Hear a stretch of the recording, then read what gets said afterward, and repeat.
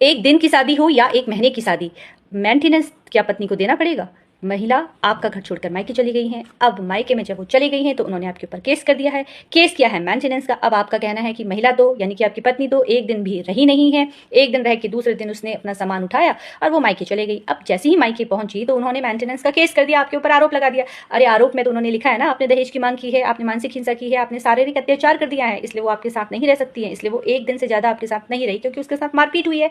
अब महिला ने मेंटेनेंस का केस भी कर दिया। मेंटेनेंस का केस क्या है? मेंटेनेंस तो आपको देना ही पड़ेगा। अगर आपके द्वारा ऐसा अपराध कारित किया गया है जहां पर आपने महिला के पर हाथ उठाया है, मानसिक अत्याचार हुआ है या दहेज की मांग की है, तो बता दूं मेंटेनेंस तो आपको देना ही पड़ेगा। अब आप कहेंगे मैं तो दूंगा नहीं मेंटेनेंस, चाहे मैं जेल चले जाऊं। जेल तो जाना पड़ेगा, कानून में ऐसा ही लिखा है। लेकिन अगर आप ये साबित कर देते हैं कि आपकी पत्नी ने जो आपके ऊपर आरोप लगाए हैं वो झूठे हैं, वो स्वेच्छा से गई है आपका घर छोड़कर, तो ऐसी अवस्था में मेंटेनेंस का बचाव हो सकता है, लेकिन आपको ये साबित करना पड़ेगा। चाहे एक दिन की शादी हो, चाहे एक घंटे की शादी हो या एक महीने की शादी हो, मेंटेनेंस महिला का अधिकार है। और ये अधिकार तलाकशुदा महिला का भी है, यानी कि अगर आपकी पत्नी आपसे तलाक ले लेती है उसके बाद भी आपको अपनी पत्नी को मेंटेनेंस देना पड़ेगा।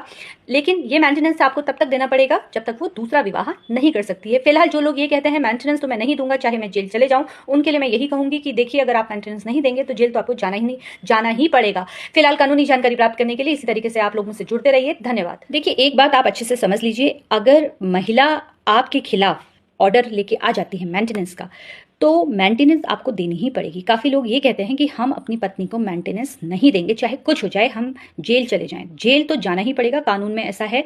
जैसे कि बता दूं आपको, नए कानून में अब ये सेक्शन 144 के अंतर्गत मेंटेनेंस के मामले देखे जाएंगे और हर धर्म की महिला को मेंटेनेंस प्राप्त होगा। अब मेंटेनेंस देने से आपका बचाव भी हो सकता है। बचाव किस तरीके से होगा? जहां पर आप ये साबित कर देते हैं कि महिला स्वयं आपका घर छोड़ के गई है।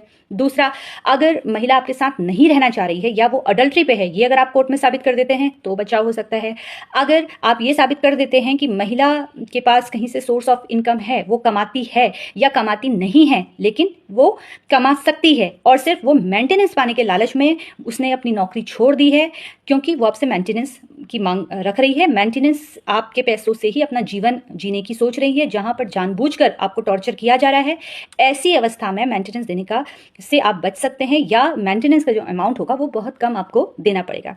दूसरी बात आपको बता दूं कि अगर आप अपनी पत्नी को मेंटेनेंस नहीं देते हैं तो जिस महीने की मेंटेनेंस आपकी बांधी जाएगी उस महीने आपको, अगर आप नहीं देते हैं तो उस महीने आपको जेल हो सकती है। अगर आप 10 महीने तक लगातार ऑर्डर आने के बाद भी महिला को मेंटेनेंस नहीं दे रहे हैं तो उतने माह की आपको जेल होगी या फिर वो अमाउंट आपको अपनी पत्नी को देना ही पड़ेगा। इसलिए ध्यान रखिए।